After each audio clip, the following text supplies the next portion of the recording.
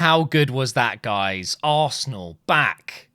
But not only Arsenal back, Saka back and scoring. Oh my God. I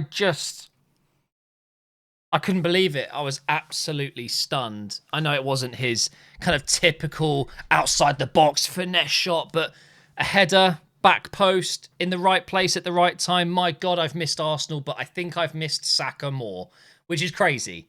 How can you miss a player more than the club? But the thing is, guys, I absolutely love Saka. He's been just an absolute legend of this, I guess, Arteta era.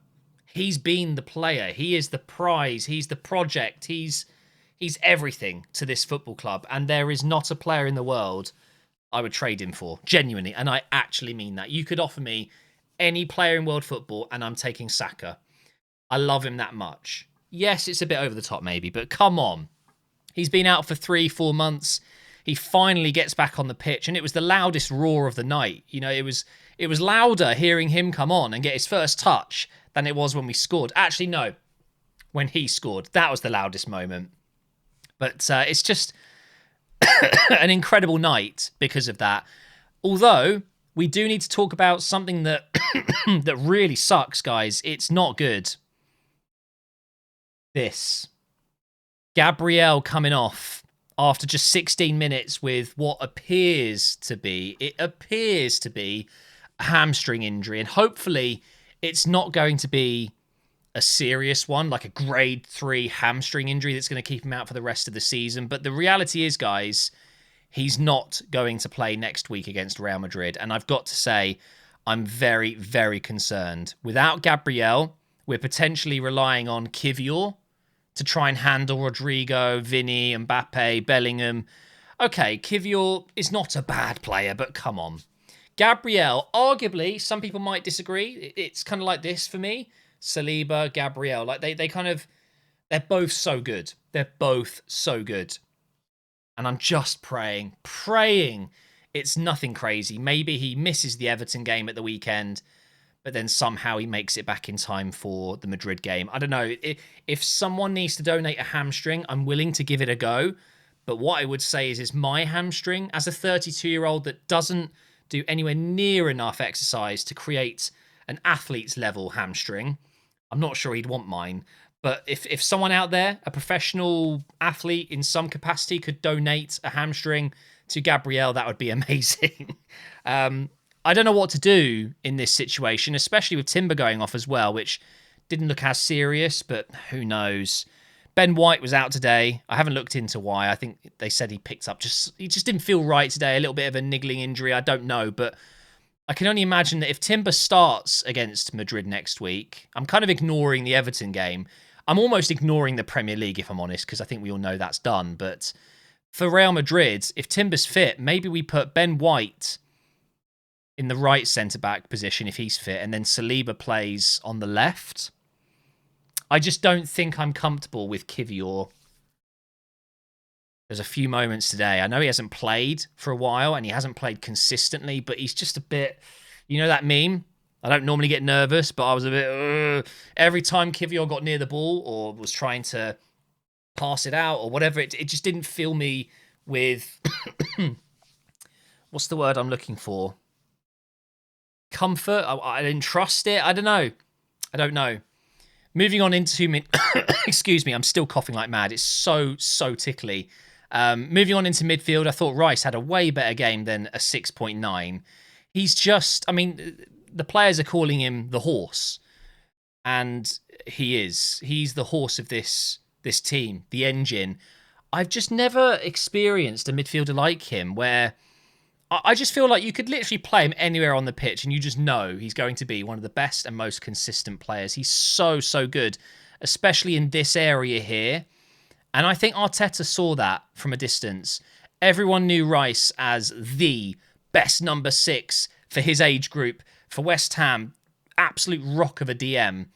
But something somewhere, Arteta thought, nah, do you know what? I'm going to make him an advanced number 6 or just a number 8, you know, like a proper box-to-box. It's so weird, but he's very, very good at it. I do wonder, though, if in the summer with some new players coming in if Rice is actually going to end up being in that number 6 role, and then maybe we invest in someone else. I don't know.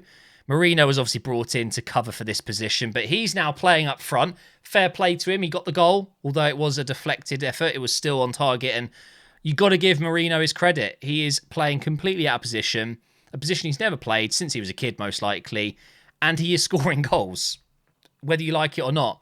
One area with the assist, and I do want to say Ødegaard, not his best game. Again, he still isn't back to his best, but he did very well for Norway over the international break, so that's always good to see.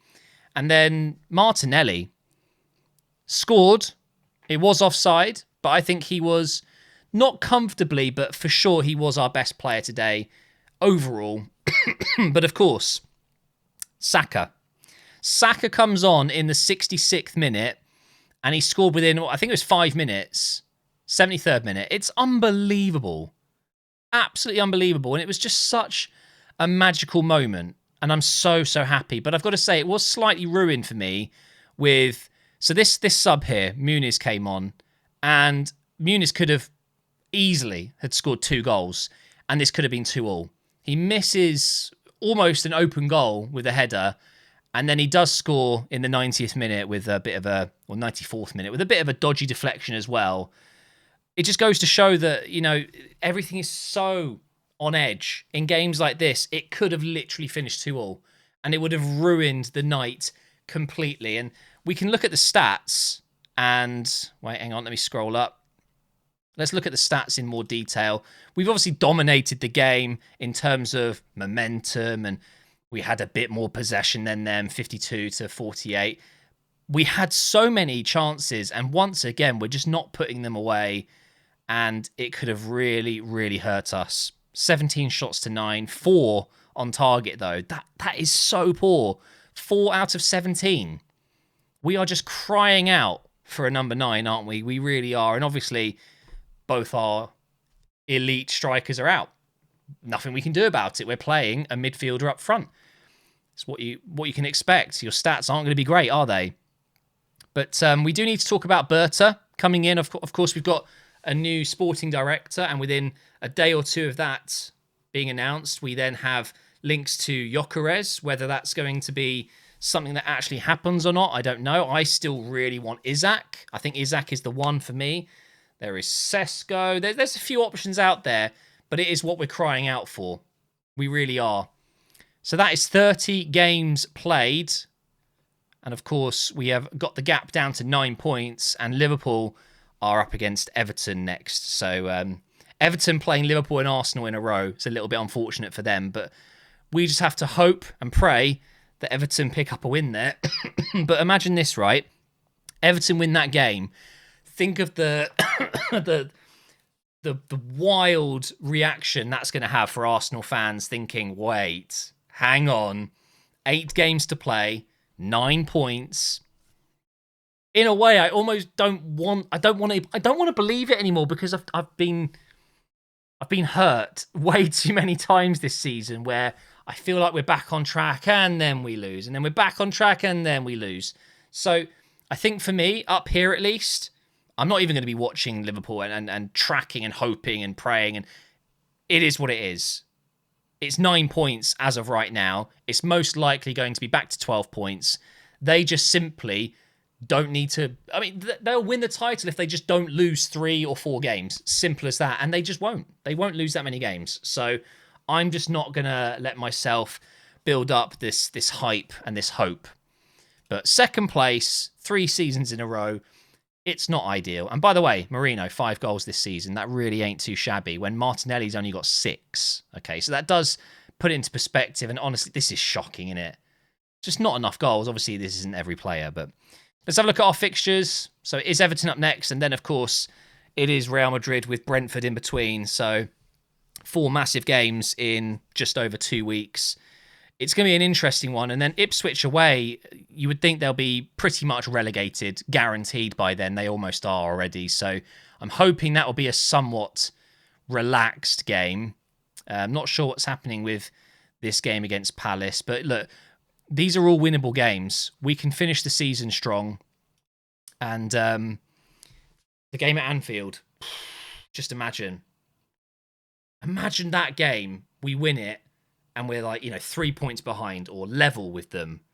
And then we just need to beat Newcastle and Southampton and hope that we can win it. Oh, do you know what, guys? I'm stopping because I can feel it building. I'm getting excited again, and I just don't want that. Let me just check the other scores really quick. And it's finished 1-0 to Wolves, and Manchester United have lost to Nottingham Forest. Amazing. Thank you for watching, guys. It's great to bring Operation Arsenal back, and I'll see you for the Everton game on the weekend.